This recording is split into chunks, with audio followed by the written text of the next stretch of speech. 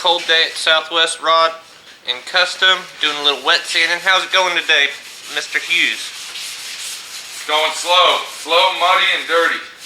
I hear you. What we're doing here is we're wet sanding the car down, which is our final sand job before you paint it. And this is the most crucial part of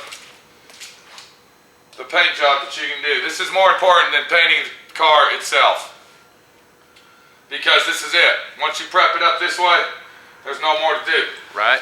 Okay, we've already dry sanded the car with 180 and re-primed it with three thick coats of primer. We've let it set for a week, and now we're coming back and wet sanding it. Now, if you look real close here, once again I put a guide coat on the primer. But the procedure that I wanted to show you that's very important is the tools that we use to do this with. Of course, we have a bucket of warm water.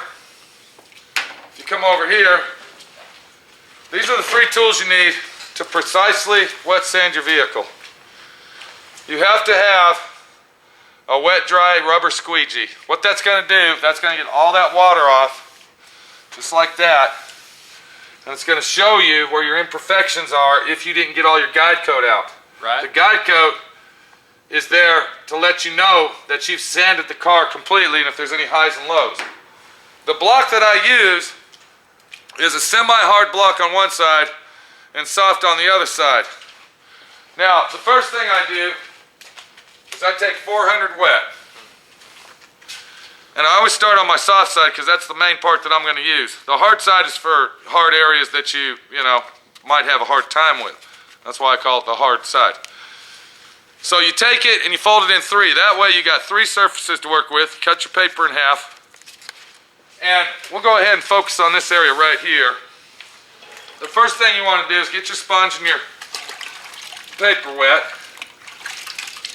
And just let that water run down there nice and easy like that. And if you watch real close with the camera, you'll see that the black water, it turns to black water, that guide coat. The guide coat turns to black water, and it also is block sanding out to a nice, uniform, even surface.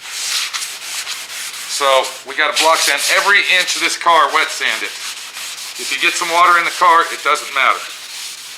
So you go ahead and sand that out, and I'm just doing this real quick just to show you. Once you do that, and one more item that I use when we got all the doors closed and it's a cold day at Southwest, is I use a flashlight. And the reason I use a flashlight, because it's going to show me, like right here, if you look real close, I didn't sand that too good. So I got to come back with my sander, see, my block sander, just give it a little bit of water. Because the 400 is actually to break it down and give it that finish. You don't want to use your fingers. If you use your hand with just the paper alone, you're sanding like this. There'll be 4 grooves in there. You're going to get grooves everywhere, and you're going to look, once it's painted, it's going to look like, you just got out of the ocean. So once we hit it with 400, we come back and we get our 600. Just like this. And we take that 600 and we do exactly the same thing, but this time we're going with a finer grain of sandpaper. Now the 600 wet is equivalent to 320 dry. 400 wet is equivalent to 180 dry. So if you were dry sanding your car, you would be actually sanding it down to 300. But if you watch real close when I get this done, you would not get that nice, clean, slick, beautiful sheen that you want. That's the difference between Southwest and Mako, right? Yes, that's the difference between a quickie paint job and a custom. Now the black streaks you see, that's from our squeegee. And that's not going to hurt anything, that just comes right off. So if you look right here, when I get that water going, you'll see that the sheen on it is perfect. It's smooth as silk. If you listen up here, you can hear my hand down here. Can't hear nothing. I can actually see your reflection in the primer. That's right. These, I don't want to touch these with my hands. These are ready to tape off and paint. This is going to be an on-frame restoration. Everything's got to be painted inside and out. If you look right over here and you just take the camera and roll it around, you will see that that already has, get it right here real close. You will see the shine, you can see the reflection of that fender in the primer. I don't know if you can see that too good. Yeah, right there. Okay, that is a professional sand job. If you do not sand your car this way, you will never get that high quality paint job that you see in your head. It's very, very important to follow all the steps that I've showed you on restoring this Galaxie to get this top quality finish. This can all be done at home if you take your time and listen and learn. That's all it's about. If you get frustrated and mad, then you better go find a body shop, because I don't know what to tell you. And I think the owner over there, hold on. Man, it shines and it's not even painted. Last time you were here was about, what, 3 weeks ago when we just got done taking the steering column out. Yep. And I don't know if you saw that yet, but we already painted the steering column and it's red. Because all the interior parts are going to be painted red. So that's going to give you an idea right there that the quality, that's base coat, clear coat, DBC, PPG paint.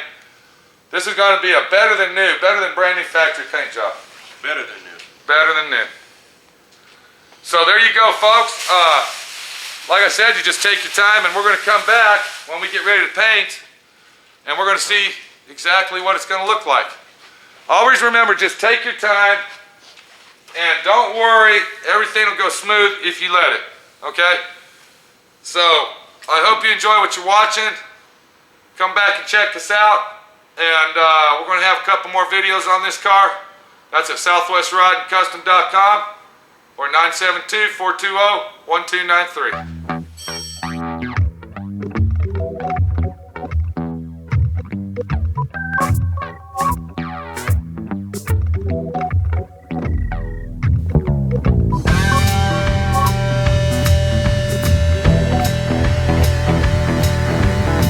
Baby, the bad, bad thing.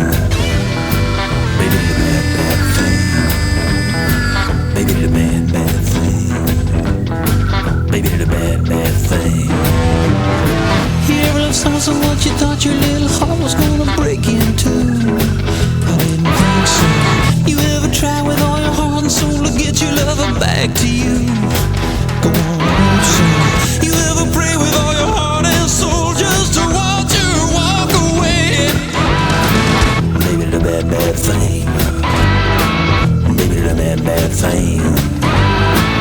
Maybe the bad, bad thing.